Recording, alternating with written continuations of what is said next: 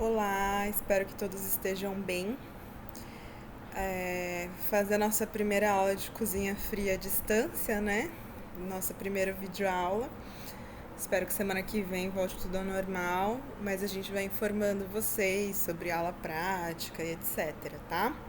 Aí pede sempre para o representante entrar em contato comigo caso vocês tenham alguma dúvida. Bom, a aula de hoje é sobre molhos frios.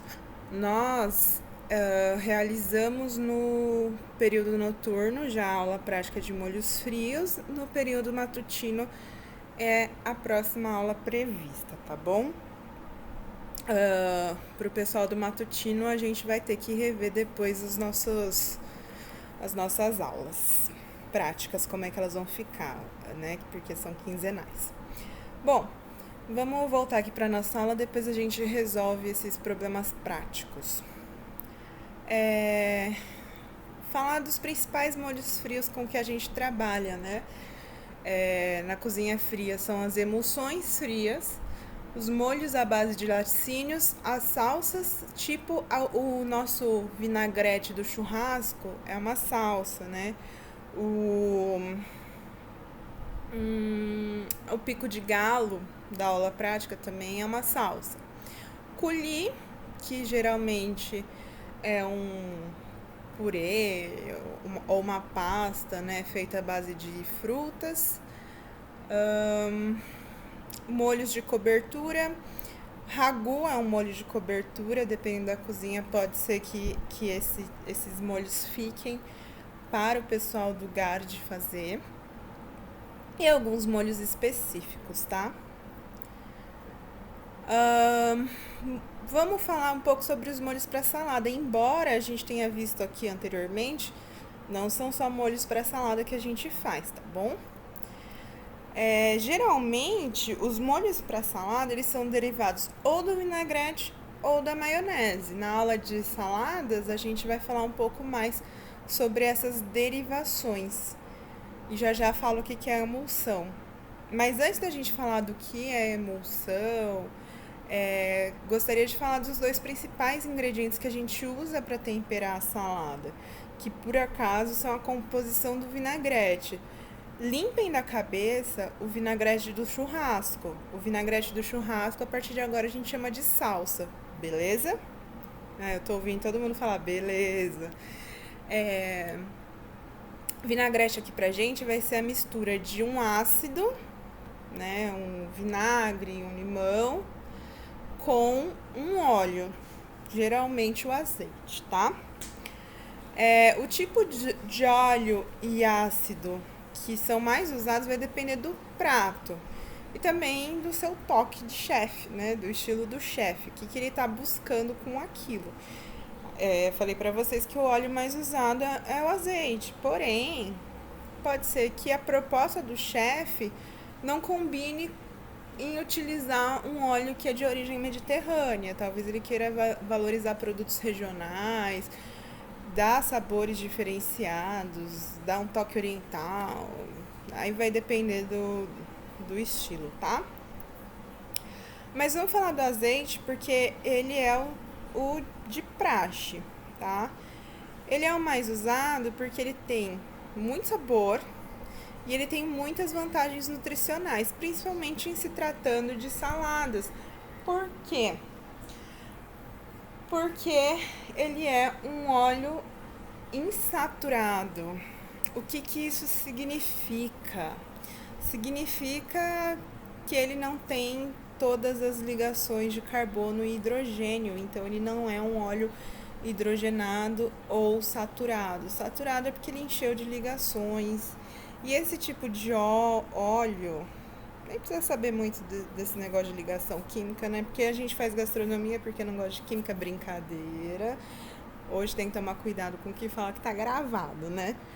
Mas basicamente é um óleo que ele vai aumentar o colesterol bom e diminuir o colesterol ruim do corpo.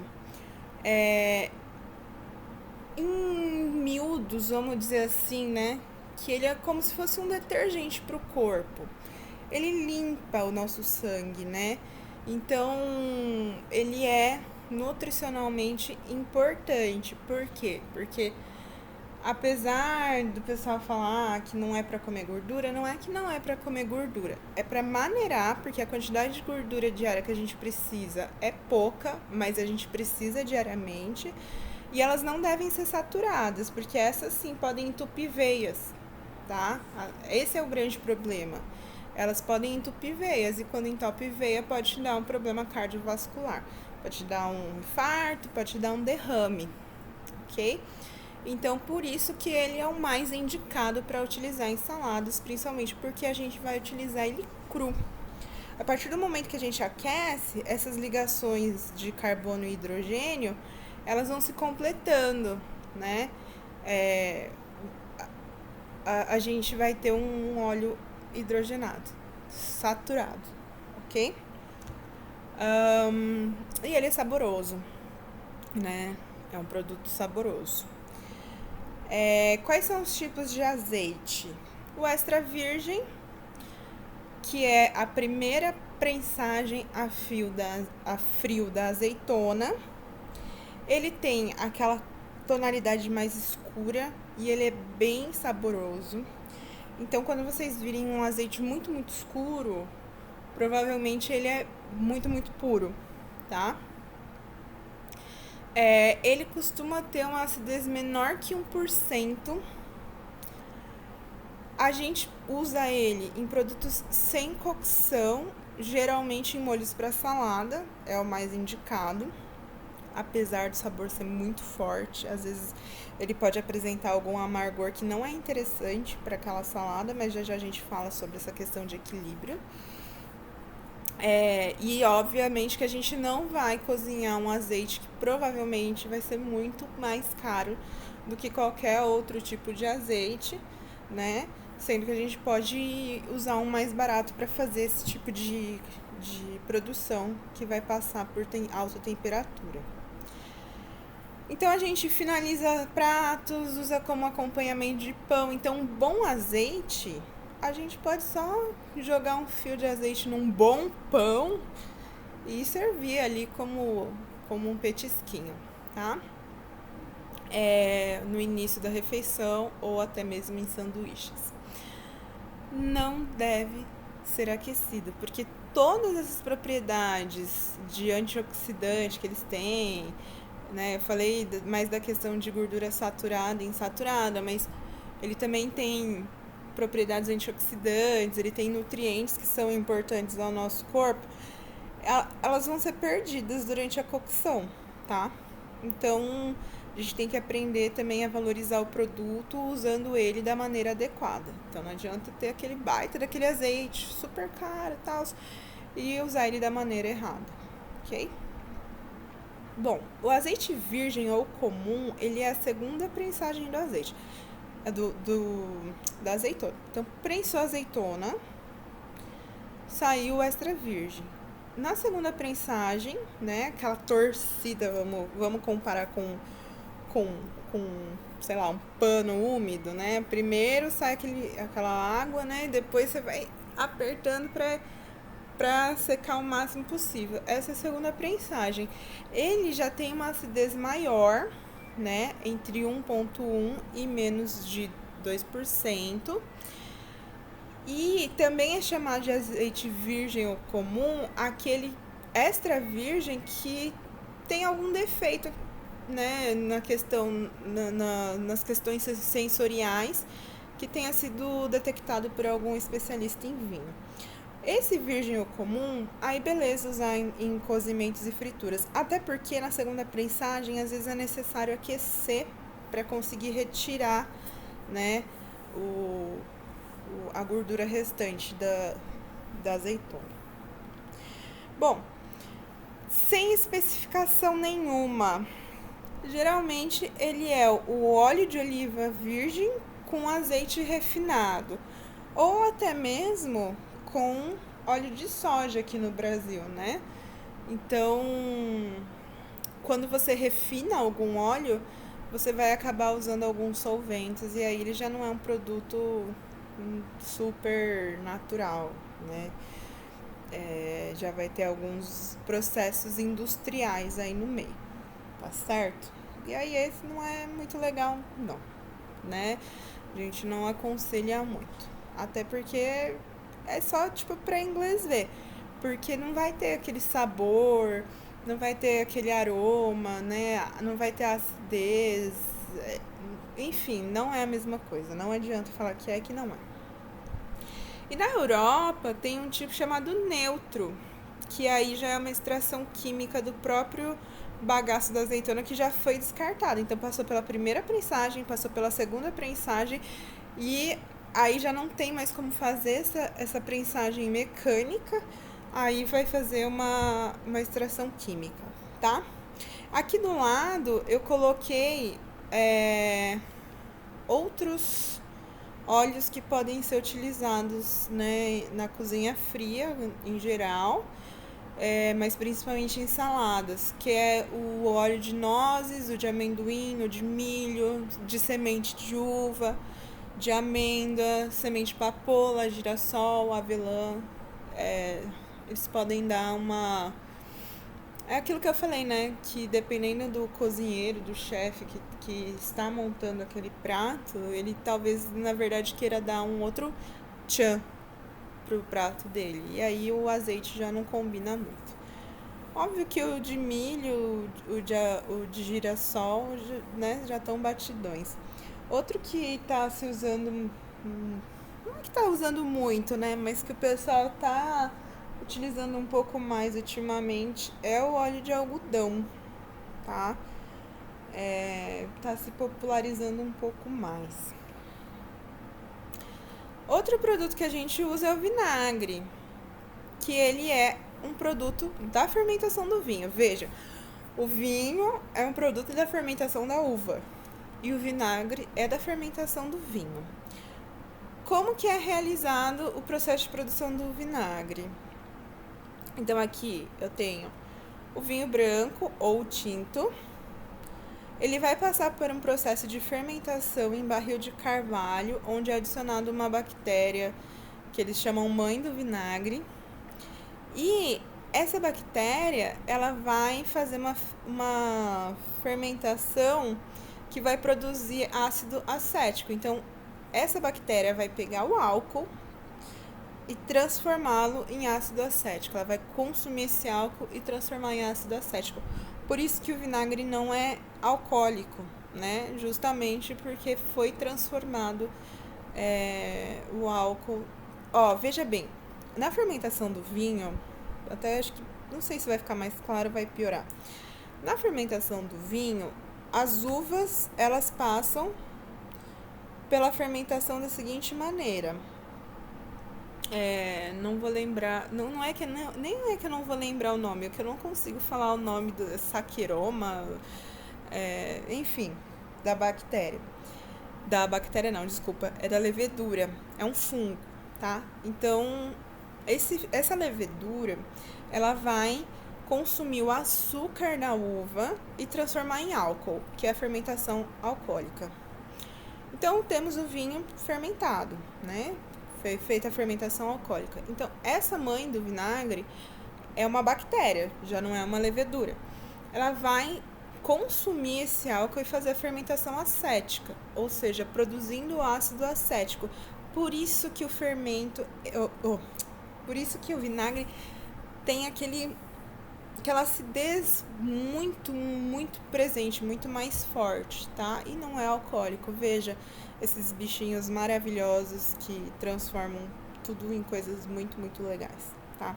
E aí a gente vai obter o vinagre.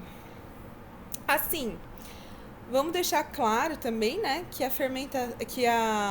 fermentação em barril de carvalho é para produções mais artesanais e para o aceto balsâmico, principalmente, né, o aceto balsâmico de Módena, que fica anos e anos. Depois dá uma pesquisada. Aceto, se escreve aceto balsâmico de Módena, que é uma região na Itália. É assim, um negócio de louco, e na Itália você encontra super caros, assim, porque eles têm envelhecidos de 30 anos. Isso interfere muito no sabor. A fermentação é a base do vinagre. Se você parar para pensar que era uma uva que já foi fermentada por uma levedura e depois o produto dessa fermentação é fermentado de novo por uma bactéria, então, peraí, é o produto de uma fermentação. Então, obviamente que o tempo de fermentação, o tempo de envelhecimento vai mudar bastante. Se eu não me engano, o aceto de Modena, ele é envelhecido ainda depois dessa fermentação, tá? Então, é bem interessante, assim, porque a gente não dá tanto valor ao vinagre, né? E aí vocês vão ver por que tem tanta diferença entre esses vinagres. Esses vinagres quais? Esses que eu tô falando, que são envelhecidos, que passam por um processo tal, e são muito, muito caros. E o vinagre que a gente encontra no mercado, porque existem dois métodos de fabricação. O método Orleans, que é a fermentação de mais ou menos 6 meses no barril. Existe uma filtragem cuidadosa depois que ocorre essa fermentação, depois desses 6 meses. E aí o ácido acético ele vai ficar em torno de 6% no produto final, podendo ser adicionado um pouquinho de vinho ou um pouquinho de água. É um processo, vamos dizer assim, mais artesanal. E tem um método de produção germânico. Ele é já um produto industrializado e a fermentação dele vai de 1 a 3 dias. E provavelmente não é em barril de carvalho, geralmente são barris de inox, tá? Não são nem barris, tem um outro nome lá, o negócio, né, que faz essa fermentação. Isso acontece nos vinhos também, Ai, gente, são tanques, né? Não são barris, são tanques, é isso. Ok? Isso vai dar uma diferença significativa entre o que foi produzido no método Orleans e no método germânico. O método Orleans ele vai ter diversos aromas, porque na fermentação por bactérias, assim como na panificação, quanto mais tempo essa fermentação ocorrer, maior a quantidade de compostos orgânicos que no caso aqui, essa bactéria vai formar, né? Vai produzir durante a fermentação. Então ele vai ficar muito mais aromático.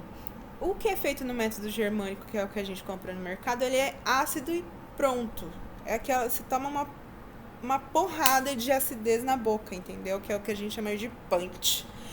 Então ele é, vamos dizer assim, bruto. Uma coisa mais bruta, tá bom? Então, falando dos molhos, né? Falei do vinagre, falei do óleo, né? Principalmente do azeite. Logo eu já falo do vinagrete, né? Porque o vinagrete é o quê? Uma emulsão. Lá na frente falei que eu ia falar. Falei, olha só, gente. Lá na frente eu disse que eu falaria o que é uma emulsão. Então, basicamente, a emulsão ela pode ser definida como uma combinação mecânica de alimentos que não se misturam naturalmente. Vamos dar um exemplo? Óleo e água não se misturam, certo? Então, a gente vai precisar fazer a quebra das partículas de gordura. Geralmente, a gente faz isso batendo, batimento mecânico. Então, quando eu pego aquele fouetzinho e bato, eu tô quebrando as partículas de gordura para que o líquido, para que ela consiga se misturar com o líquido. E aí vai virar uma emulsão. Vamos dar um exemplo do vinagrete, que é uma emulsão temporária, né? Tá vendo? Temos aqui emulsão temporária, a semi-permanente e a permanente. Tem um exemplo em cada um. O molho holandês, provavelmente vocês já fizeram em técnicas básicas, né? Então, como é que é o molho holandês? É água, manteiga, gema e um pouquinho de limão, provavelmente, né? Acho que é opcional. Mas, enfim, o que a gente faz? A gente fica lá com o fouet oh meu Deus, em banho-maria, né? Até que ele emulsione, ou seja, até que misture aquela água com a manteiga. O vinagre, ele é uma emulsão semi-permanente. Por que ela é semi-permanente? Porque ela dura um pouquinho, mas ela vai desmanchando ao longo do tempo, né? Que não é nem recomendável deixar tanto tempo, porque é a base de ovos, e tudo que é a base de ovos é altamente perecível. A maionese já é uma emulsão permanente, por quê? Porque ela dura. Você bateu uma vez, ela não desmancha, ela não desmonta mais. E o vinagrete, que é a mistura de... Lembra que eu falei? Limpem a sua mente. Vinagrete não é mais a salsa que a gente faz no churrasco. O vinagrete é uma emulsão de ácido com um óleo, ok? Ela é temporária. Por quê? Porque a gente só bate. A gente não adiciona nenhum tipo de estabilizante ou emulsificante para que ela fique montada. Então, quando você faz um vinagrete, você bate, ele fica aquela mistura meio esbranquiçada, mas dali um tempinho ele já tá o óleo boiando em cima do vinagre, tá? Então essa é a diferença. A temporária, ela não dura muito tempo.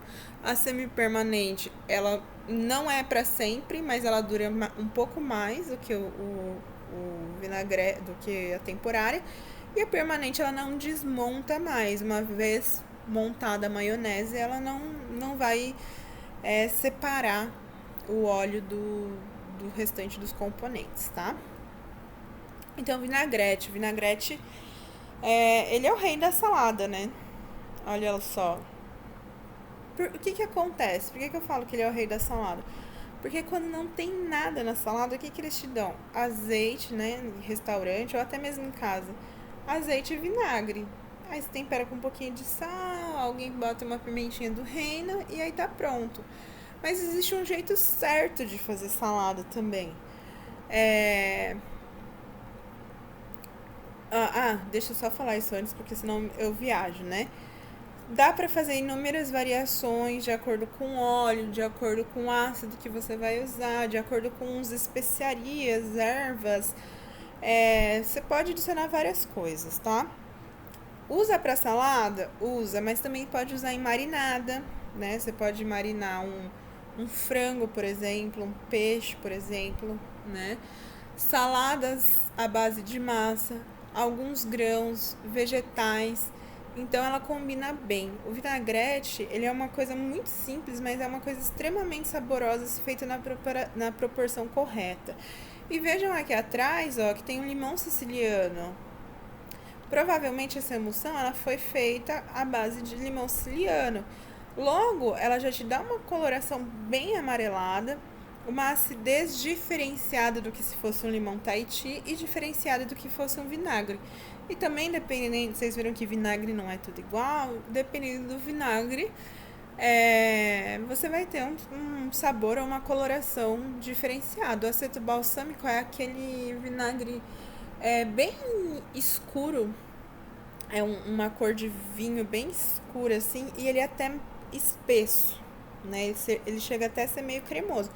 Então imaginem que o resultado final vai ser outro. Mas se você usar vinagre e azeite já é uma coisa maravilhosa, tá?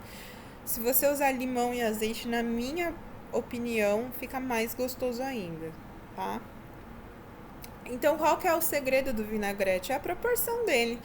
Ele vai usar 3 partes de óleo, estão vendo aqui, para uma parte de ácido, independente de qual for o ácido.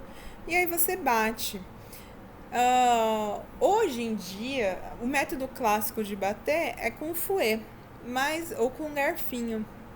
Mas hoje em dia, o que o pessoal anda fazendo? Coloca lá uma parte de ácido, 3 partes de óleo, põe num vidrinho, fecha e chacoalha. Pronto, né? Até porque tá muito em voga esse negócio de marmita e tudo mais. Você coloca no vidrinho, quando chega no trabalho, emulsiona, né? Por quê? Porque se eu emulsionar agora, deixo na geladeira para usar amanhã, já não tá mais emulsionado, ok? Alguns pontos de atenção ao vinagrete. Essa proporção pode variar? Pode variar, tá? De acordo com o ácido que você vai usar. Eu não sei se eu cheguei a falar, né, que quando ele é feito com limão, ele se chama citronette, porque em francês limão é citron, então ele se chama citronette. Então a proporção pode variar de acordo com o grau de acidez. Talvez você precise colocar mais ácido ou menos ácido, né? Se você vai usar sei lá, o limão siciliano, você pode usar um pouquinho mais do que o limão Tahiti, tá? Óleos muito aromatizados, como azeite extra virgem, que a gente já viu que ele é mais forte. Os de nozes, né, os de oleaginosas, também costumam ser mais aromáticos. Eles vão dar um sabor especial ao seu vinagrete, mas você tem que tomar cuidado para que você também não utilize um vinagre que mascare o sabor desse óleo, ok? E vice-versa. Às vezes você tem que usar mais de um tipo de óleo. Você tem que usar um óleo mais neutro e um mais intenso para você conseguir equilibrar os aromas do seu vinagrete, para que a sua salada, por exemplo, ela não fique mascarada, porque o vinagrete ele tá aí para levantar o sabor da salada e não para mascarar o sabor da salada. Apesar que pra mim eu odeio alface, vocês podem tacar vinagrete para eu não sentir o sabor da alface, beleza? Mas brincadeiras à parte, a gente tem que pensar em equilíbrio, tá bom? Outro cuidado, você vai ter que emulsionar antes de servir, tá? Por quê? Porque quando mescla os sabores é diferente do que quando você joga o ácido e depois joga o óleo, tá? Façam isso agora no final de semana, em casa, ou agora que vocês estão de quarentena, não tem nada muito complicado de fazer, façam o vinagrete. Tipo, ele é muito diferente, tá? O que eu gosto de fazer e recomendo a vocês. Na hora do serviço, você vai pegar aquelas folhas que estão rasgadas, bem geladinhas, vai emulsionar o seu vinagrete e vai envolver todas as folhas, preferencialmente com as mãos. Lembrem-se, tem que estar com luvas, tá? E aí, quando a pessoa for comer, cada pedacinho daquela folha vai estar temperada. Porque não adianta nada você jogar um monte de folha lá, joga um pouquinho de molho em cima, e aí qual que foi o seu trabalho aí de transformar aqueles vegetais numa salada, né? Se você não temperar. Tem um segredinho, né? Se você colocar um pouquinho de água, você vai conseguir aumentar um pouquinho a estabilidade da emulsão, mas tipo, é um pouquinho mesmo. É o tempo do serviço, talvez, tá? E utilizar os ingredientes em temperatura ambiente, porque senão a emulsão não acontece, ela fica mais difícil. Por quê? Porque a gordura vai estar gelada e aí a gordura não vai quebrar, tá? As moléculas de gordura não vão quebrar. Maionese, né, que é a emulsão permanente, é óleo com gema, tá? Dá pra usar em molhos, a própria maionese ou molhos derivados de maionese. Quando você coloca maionese, um pouquinho de mostarda de Dijon, já é uma derivação da maionese. Você pode usar para salada, como dip, que aqui, ó, tá vendo que eu coloquei aqui na foto, a utilização dele como dip, tá vendo que provavelmente é uma maionese com ervas, eu colocaria pelo menos alho, né, para combinar com camarão. Aí essa utilização na minha casa de família italiana a gente chama de cioccia, né, que é para você mergulhar nesse caso o camarão ou o seu grissini, sei lá, qualquer coisa. Você vai lá e cioccia aí. Um pãozinho, uns palitinhos de legumes, tá? Pode usar de dip para vegetais e peixes e para sanduíches também. a gente coloca maionese em todo sanduíche, né? O McDonald's é o primeiro a fazer isso. Por tratar de um molho base, o óleo tem que ser neutro. A não ser que você já tenha uma produção em mente, vai falar, nossa, eu vou usar um óleo de castanha do Brasil, um óleo de gergelim torrado. E também nada impede você misturar, tá? O óleo de milho ou o óleo de girassol, que eles são mais neutros, e aí você dá um toque, sei lá, óleo de gergelim torrado, óleo de amendoim, tá? Assim como o óleo, alguns ácidos vão poder ser utilizados, né? Como suco de limão, talvez um vinho branco, vinagre. Aí também vai depender do sabor e do grau de acidez que você vai querer, tá? O ácido, nesse caso, ele é utilizado para dar sabor e dar uma ajustadinha na consistência do molho, tá? Fica um pouquinho mais liso. A maionese, a proporção dela é de 180 a 240 ml de óleo, 20 gramas de gema pasteurizada, que é o equivalente a uma gema, e aí você vai ter maionese. Gente, gema pasteurizada. Por quê? Porque não vai passar por cocção. E se não passar por cocção e essa gema tiver salmonela, você pode não acontecer nada com a pessoa que vai comer, mas ela pode morrer também, se ela adquirir salmonela. Ou ela pode ter acarretar em algum problema, sei lá, uma diarreia qualquer, uma dorzinha de cabeça. Mas o que eu digo sempre é que morrer é uma vez só, então vamos evitar de matar pessoas, ok? Então usem gemas pasteurizadas. Porque matar é uma vez só, a pessoa morre uma vez só, tá? E aí não tem volta. Aí, pontos a serem observados, a maionese, né?